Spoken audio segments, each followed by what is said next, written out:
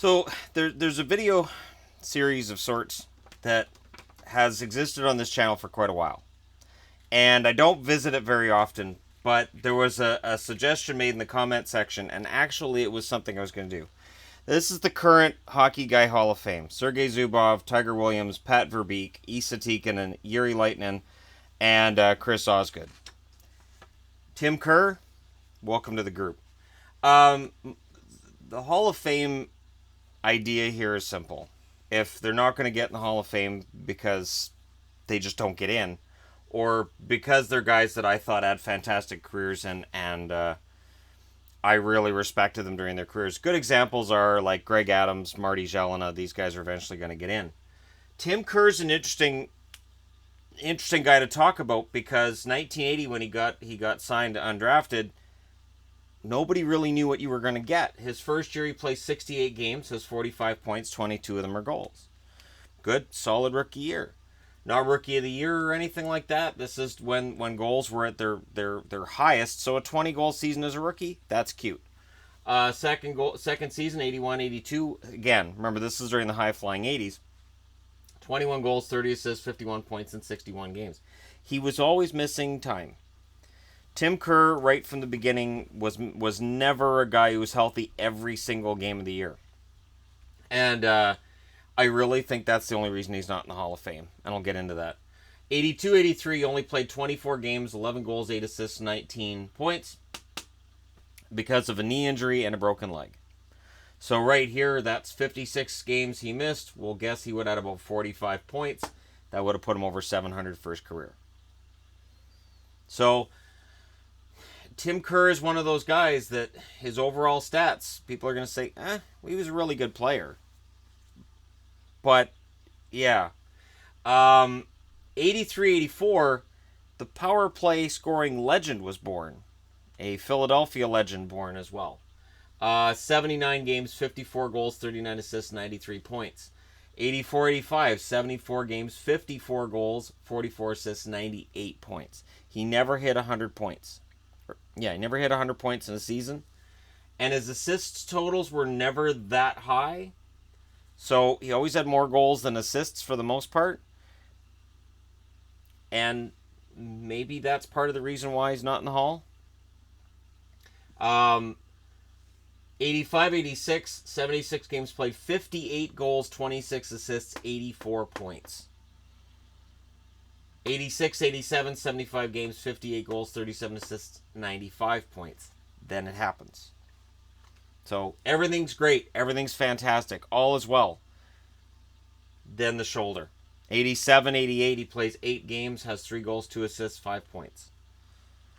And he had 5 operations on that shoulder in 14 months. That really destroyed everything that he'd built to that point. And he was never the same after that. And yet, 88-89, he played 69 games, which with the condition he was in physically, shouldn't have been able to do it. 48 goals, 40 assists, 88 points. So he's passing a little more by his standard, but he still almost gets 50 goals, and he only played 69 games. And this was when goal scoring was starting to come down. And he was still a 50-goal scorer.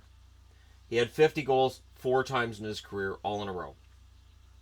And what stopped him was his body said, I'm done. After 88-89, 89-90, he plays 40 games, 24 goals, 24 assists, 48 points. Again, so while he's fighting all this physical pain, when he's in the lineup, he is still scoring at almost 50 goals for his pace. Almost 50 goals.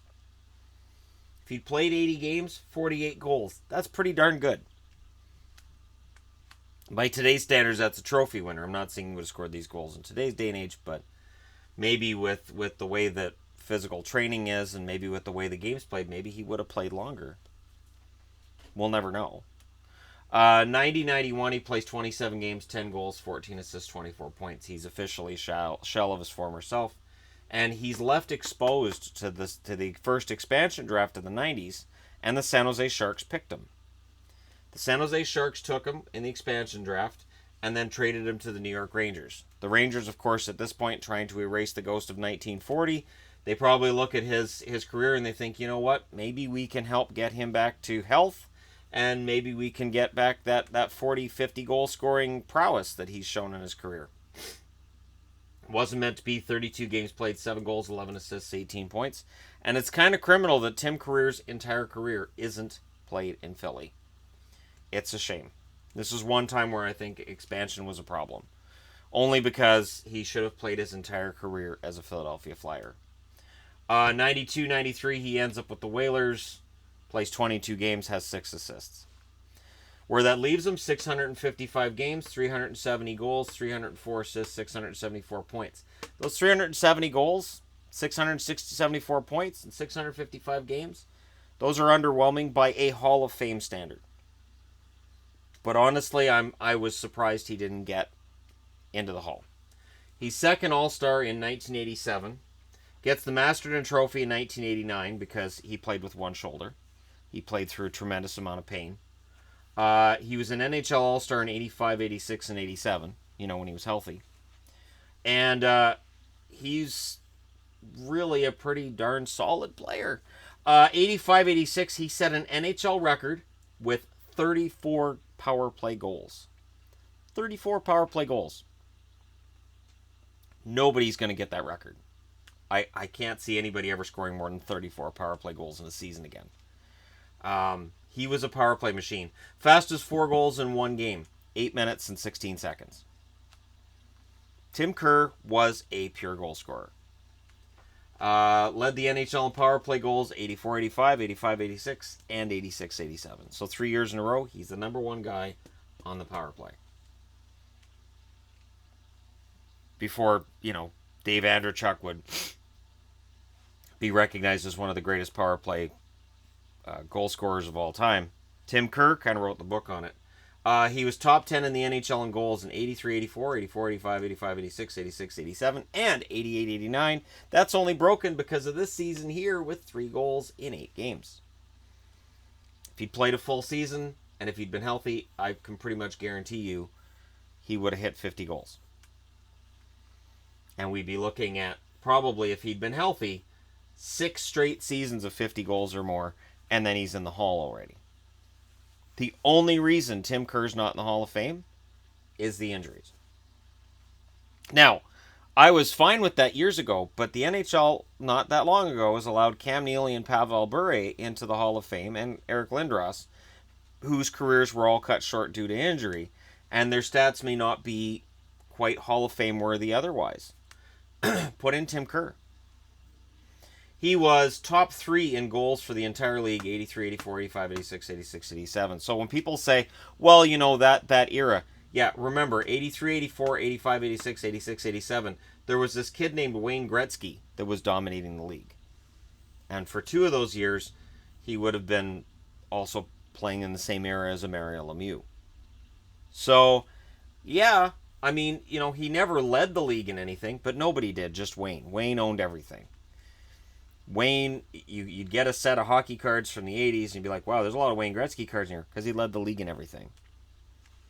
Even goals against average, which surprises me. But anyways, Tim Kerr absolutely, in my eyes, belongs in the NHL Hall of Fame. And the funny thing is, I didn't like the Flyers in the 80s. Tim Kerr made me so angry in the 80s because, I start cheering for the Bruins right in about here. And, I didn't like Tim Kerr's power play goals if they were against the Bruins. And, I look back now and I realize just how special a special teams guy that he was.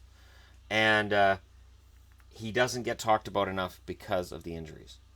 If he stays healthy, he retired at 33.